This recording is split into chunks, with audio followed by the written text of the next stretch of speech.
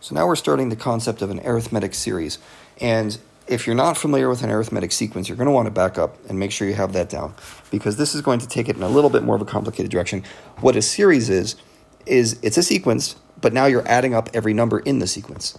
So it helps to know what the arithmetic sequence is first. Let's just review that point. If I have the numbers 2, 5, 8, 11, and so on, you can see this is an infinite arithmetic sequence, right? It's just a list of numbers. To make that into a series, I would say 2 plus 5 plus 8 plus 11 plus ... And you can see that an infinite arithmetic series has a sum you can't calculate it because it's an infinite bunch of numbers all added together. They're getting bigger and bigger and bigger. So that's not going to work out so great. Usually, when you have an arithmetic series, you don't have an infinite one because those are boring. They just always turn into either infinity or negative infinity. So we're going to talk about, generally, finite arithmetic series. And there's a formula for it, of course. We went over this in class. It is Sn, that is a sum of some number of numbers, right? N means how many terms you have. So the sum of n terms equals whatever that n is, divided by 2, and then you multiply it by the sum of the first and the last terms. Okay? So an is the last term in the series, a1 is the first one, and n is the number of terms. So in this example above, I'm going to pick on this guy. We could do that in our head. This actually is a good way to check it. See if this formula actually works. N equals 4. There's 4 terms.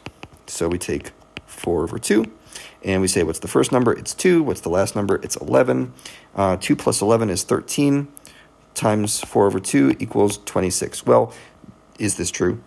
Okay, 2 plus 5 is 7, plus 8 is 15, plus 11 is 26. Yay, we proved math. So this is the important formula for the day. Okay, and actually, sometimes that's not the only formula you use. Sometimes there's a second summation formula. It's, top secret thing. It's the same thing. There's no trick to this. It's just the same exact formula. What makes it look a little different is sometimes you don't know what an is, but you know what the common difference is. And if you remember the explicit formula, once you see this, it's going to be like, oh, really, that's it?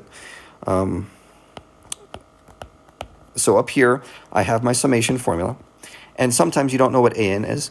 So what you have to do is you have to not put an there, and you put the explicit formula in its place.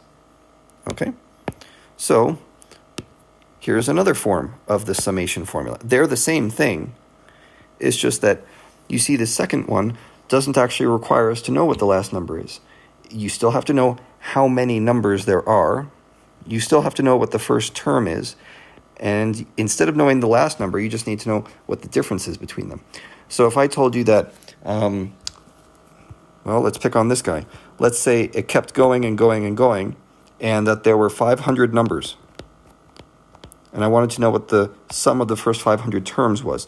Well, maybe you would do this. You would say, okay, I know the first term is 1, I know the difference is 3, and n is 500, so we add it up that way. Both of these are examples of using the the summation formula. And generally, in this section, you're going to be using one of these two forms of it.